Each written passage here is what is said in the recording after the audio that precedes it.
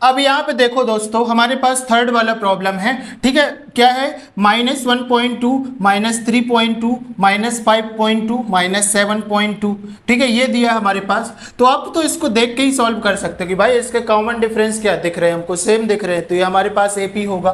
But हमको proof करना है एग्जाम में, ये नहीं कि आपसे बनता है तो बस आपने लिख दिया it is series of AP, क्योंकि हमको यहाँ से पता चल गया, नहीं, आपको सॉल्व करना है। तो देखो, ये होती है हमारे पास फर्स्ट टर्म, ये होती है हमारे पास सेकेंड टर्म, थर्ड टर्म और फोर्थ टर्म, ठीक है। तो यहाँ पे हमारे पास फर्स्ट टर्म क्या लिखेंगे हम लोग, माइनस का 1.2, ये आपके पास आ गई फर्स्ट टर्म, ठीक है, करेक्ट है क्या?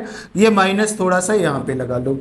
अब बताओ, हम लोगों को निकालना है D1 कॉमन डिफरेंस। तो D1 क्या होता है, A2 माइनस A1 होता है। अब बताओ A2 की वैल्यू क्या है आपके पास, माइनस का 3.2, माइनस का 3.2 और माइनस, और A1 की वैल्यू क्या है आपके पास, माइनस का 1.2, ठीक है।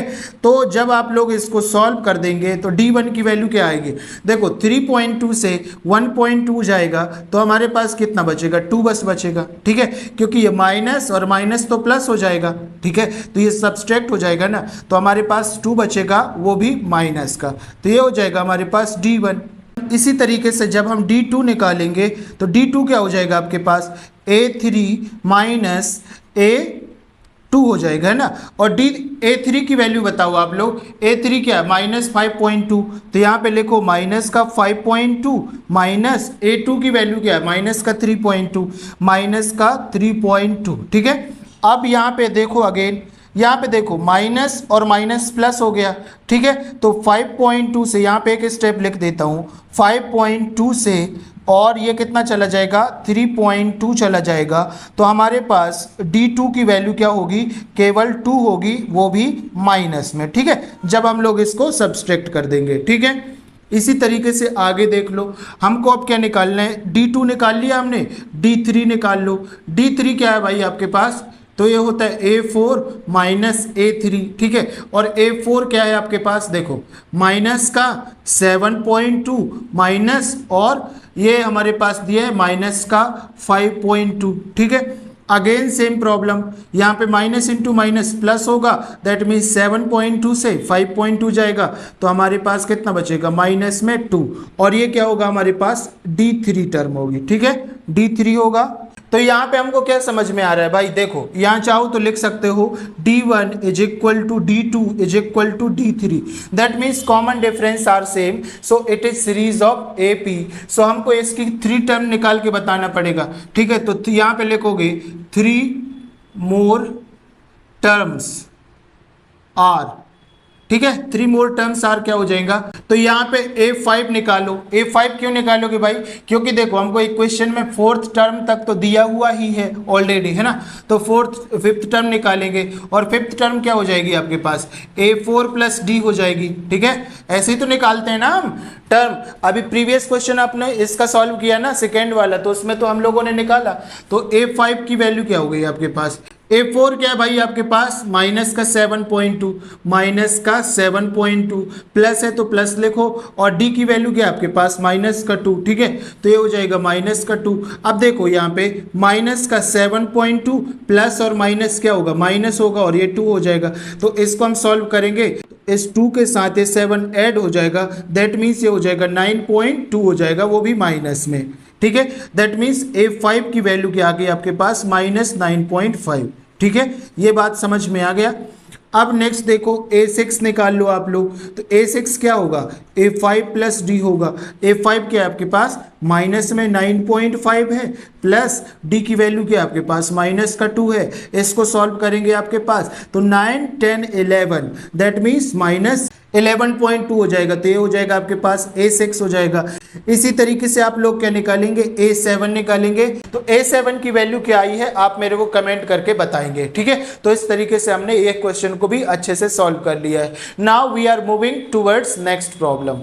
अब यहाँ पे देखो हमारे पास 4th प्रॉब्लम है, ठीक है, तो इसको भी हम लोग सॉल्व कर लेते हैं। देखो अब अपनी स्पीड थोड़ा सा बढ़ाएंगे, ठीक है। अब बताओ ये A1 होता है, A2 होता है, A3 होता है, A4 होता है, ठीक है, ये हमारे पास 4 टर्म हो गई।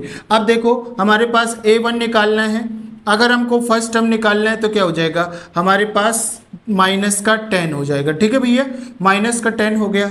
अब आपको निकालना है D1 कॉमन डिफरेंस, तो क्या होता है A2 माइनस A1 होता है। A2 की वैल्यू क्या है, माइनस का 6 है, तो यहाँ से -6 माइनस A1 की वैल्यू क्या है आपके पास माइनस का 10 है। ठीक है, अब इसको सॉल्व कर दो तो क्या हो जाएगा D1 is equal to minus into minus plus होगा। ठीक है, तो इसको लिख देता हूँ एक स्टेप, -6 प्लस ये हो जाएगा अपने पास 10। दैट मीन्स इसको सॉल्व करेंगे तो 10 में से 6 जाएगा तो अपने पास बचेगा 4। ठीक है, तो D1 की वैल्यू क्या आ गई आपके पास 4। ठीक है, D1 की वैल्यू क्या आ गई भैया आपके पास 4। ठीक है, इसी तरीके से D2 निकाल दो आप लोग, तो D2 क्या हो जाएगा आपके पास, तो ये हो जाएगा A3 माइनस A2 हो जाएगा। तो A3 की वैल्यू बताओ आप लोग, -2 है, तो यहाँ पे लिखो, तो यहाँ पे लिखो -2 माइनस A2 की वैल्यू क्या आपके पास माइनस का 6 है, तो यहाँ पे लिखो माइनस का 6। ठीक है, अब देखो ये माइनस और ये माइनस प्लस हो जाएगा, तो 6 में से 2 जाएगा तो अपने पास 4 बचेगा। दैट मीन्स यहाँ पे D2 की वैल्यू भी क्या आ गई आपके पास 4 आ गई। ठीक है, ये चीज़ समझ में आ गई।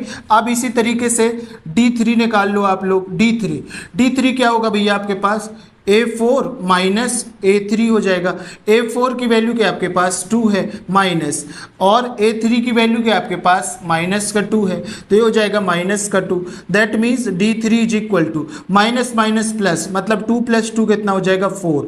तो यहाँ पे हम लोग देखेंगे कि D1 is equal to D2 is equal to D3, मतलब सारे कॉमन डिफरेंस क्या हमारे पास सेम है, सारे कॉमन डिफरेंस क्या हमारे पास सेम है, तो हम कह सकते हैं कि it is series of NAP। अब हमको 3 मोर टर्म फाइंड करने पड़ेंगे, तो क्या हो जाएगा यहाँ पे लिखो 3 मोर टर्म्स आर। ठीक है, तो क्या हो जाएगा यहाँ पे हमको देखो 4th टर्म तक तो दिया है, तो ये हो जाएगा हमारे पास A5 क्या होता है A4 + D होता है। ठीक है, और A5 is equal to A4 की वैल्यू क्या है आपके पास 2 है, प्लस में 2 है ना, तो यहाँ पे हो जाएगा 2 प्लस D की वैल्यू आप लोगों ने क्या निकाला 4, D की वैल्यू क्या निकाला 4, तो ये हो जाएगा 4। दैट मीन्स ये हो जाएगा 6। ठीक है, मतलब A5 आपके पास क्या हो गया 6 हो गया। ठीक है भैया, इसी तरीके से A6 निकाल दो, तो A6 क्या होगा A5 + D होगा। A5 की वैल्यू क्या आपके पास 6 है, और D की वैल्यू क्या आपके पास 4 है। दैट मीन्स ये कितना हो जाएगा 10 हो जाएगा। 6 + 4 कितना होगा 10 होगा, तो A6 की वैल्यू क्या आ गई आपके पास 10 आ गई। ठीक है, इसी तरीके से A7 निकाल लो, तो A7 क्या होगा A6 + D होगा। A6 क्या है भाई आपके पास 10 है, +2 हो जाएगा, दैट मीन्स ये हो जाएगा 12। दैट मीन्स A7 की वैल्यू क्या आ गई आपके पास 12 आ गई। तो इस तरीके से आपको सॉल्व करना था, तो यहाँ पे हमने 3 मोर टर्म्स निकाल के दिखा दिया है। आई होप सो कि ये भी आपको समझ में आया होगा। कोई भी डिफरेंस नहीं है, कोई भी प्रॉब्लम नहीं है। अगर आपने फर्स्ट प्रॉब्लम को अच्छे से सॉल्व कर लिया, दैट मीन्स आपको सारी प्रॉब्लम सेम मेथड के साथ सॉल्व करना है। ठीक है, अगर आपको लगता है कहीं की वीडियो समझ में नहीं आ रहा है तो वीडियो को रिपीट कर सकते हैं या कमेंट कर सकते हैं। अगर आप कमेंट करेंगे तो आपके सारे कमेंट्स के मैं आंसर देने की कोशिश करूंगा। ठीक है, तो बाय द वे हम मूव ऑन करते हैं नेक्स्ट क्वेश्चन की ओर।